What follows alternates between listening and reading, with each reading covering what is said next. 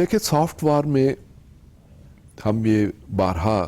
عرض کر چکے ہیں، اور جب بھی سافٹ وار کی تھیوری کو پڑھا جاتا ہے یا سافٹ پاور کی اس تھیوری کو کہ جس کو جوزف نائے نے پیش کیا تھا اور اس کو دنیا بھر میں فوری پذیرائی ملی، اور اس پہ بعد میں پولیٹیکل سائنس میں بہت زیادہ کام بھی ہوا، اور اس پہ تھنک ٹینکس بیٹھے اور انہوں نے اس سے بہت زیادہ فوائد بھی اٹھائے اور دنیا کے اندر اپنے تسلط کو مزید پھیلانے کے لیے اس سے کام بھی لیا۔ تو اس میں بنیادی طور پہ چونکہ ہارڈ وار نہیں ہے، اس میں سافٹ چیزیں ہیں، اس میں افکار کو افکار کے ذریعے سے بدلنا ہے، نظریات کو نظریات کے ذریعے سے بدلا جاتا ہے، اور بڑے سلو اور بڑے پولائٹ انداز سے یہ پوائزننگ کی جاتی ہے، بڑے جسے کہتے ہیں کہ ایسا زہر ہے کہ جس کو بڑے خوشگوار انداز سے دوسرے جسم اور دوسرے قلب میں منتقل کیا جاتا ہے۔ تو اس میں چونکہ بنیادی طور پہ یہ ہوتا ہے کہ مخالف کے جو نظریات ہیں، عقائد ہیں، ان کو تبدیل کرنا ہوتا ہے۔ اب عقائد جب تبدیل ہو جاتے ہیں تو اس کے اثرات نیچے تک پہنچتے ہیں۔ اب یہ عقائد کو سافٹ وار کے ماہرین کیسے چینج کرتے ہیں، یہ ایک سمجھنے والی بات ہے کہ وہ لوگ کہ جو اپنے عقیدے پہ ہمیشہ سے ڈٹے ہوئے ہیں، عرصے سے اس پہ کاربند ہیں، آپ یعنی سافٹ وار کا جو ماہر ہے وہ کیسے اس کے اندر تبدیلی لاتا ہے، یعنی یہ چیزیں بھی سیکھنے والی ہیں، سمجھنے والی ہیں، اور اس پہ دیکھنا چاہیے کہ ہمارے مختلف اگر ہم اپنے اسلامی معاشروں کی بات کریں یا اسلامی ممالک کے اندر جو استعمار نے، سامراج نے، امریکہ نے، صہیونی لابی نے، اور یہ جو سافٹ وار کے جو ماہرین ہیں اور اسلام مخالف اور اسلامی ممالک اور مسلمانوں کے خلاف جو سرگرم عمل ہیں، تو وہ کیسے تبدیلیاں لاتے ہیں۔ نظریاتی تبدیلی کوئی آسان تبدیلی نہیں ہوتی۔ آپ کسی کو قوت اور طاقت کے ذریعے سے تو بے شک اپنی مرضی کی طرف لے کے جا سکتے ہیں، اس کو اس حتیٰ اس گہرائی اور اس کہتے ہیں گڑھے میں بھی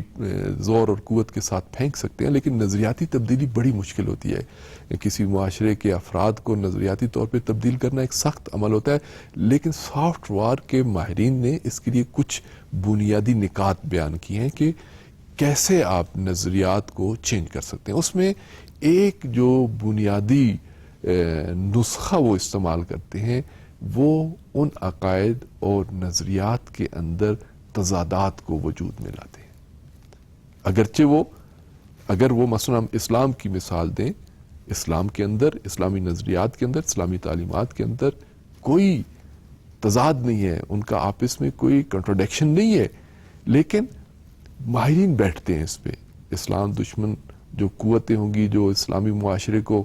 نقصان پہنچانے کی خواہش مند ہیں، یا جن کے نظریات اور عقائد یہ ہیں کہ ہم نے اسلام کو، مسلمانوں کو، اسلامی ممالک کو جو ہے وہ اپنے قبضے میں لے کے آنا ہے، تو وہ کیا کرتے ہیں کہ وہ پھر ماہرین کو بٹھاتے ہیں، وہ متنازع چیزوں کو اس میں سے نکالتے ہیں۔ اگر متنازع، متضاد، ایک دوسرے سے ٹکراؤ والی چیزیں نہ بھی ہوں تو باقاعدہ بنایا جاتا ہے۔ یہاں پہ آ کے وہ تحریف والی چیزیں جو ہم کہتے ہیں نا کہ نظریات کے اندر، تعلیمات کے اندر جو تحریفات ہوتی ہیں، تو وہ تحریفات اس کام کے لیے ہوتی ہیں کہ کسی نظریے، کسی آئیڈیالوجی کو کمزور کرنے کے لیے اس آئیڈیالوجی کے تضادات کو اٹھایا جاتا ہے، ابھارا جاتا ہے، اس کو مزید سامنے لے کے آیا جاتا ہے۔ اور یہی سافٹ وار کا ایک ہتھ کنڈا، ایک حربہ یہ ہے کہ وہ مخالف کے نظریات کو کمزور کرنے کے لیے، اس نظریے پر کاربند شخص کو اس نظریے سے دور کرنے کے لیے کیا کرتے ہیں کہ وہ تضادات کو لے کے آتے ہیں۔ جب تضادات آتے ہیں تو اس نظریے کے بارے میں ایک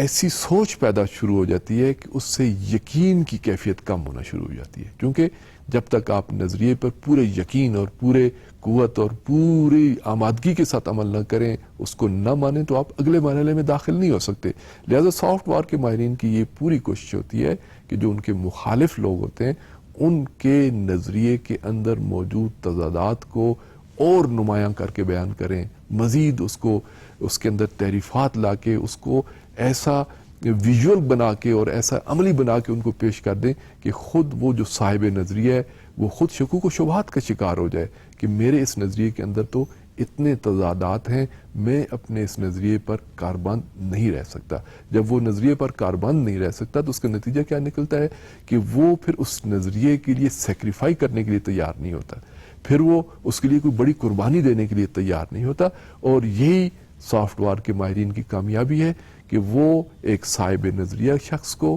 ایک نظریے کے ماننے والے شخص کو اس نظریے سے دور کر دیتا ہے اور اس کے اندر بنیادی طور پہ وہی تضادات پیدا کرتا ہے، جس کے نتیجے میں وہ شخص اس نظریے کو کمزور محسوس کرنا شروع کر دیتا ہے اور اپنے آپ کو آہستہ آہستہ اس نظریے سے دور کر لیتا ہے.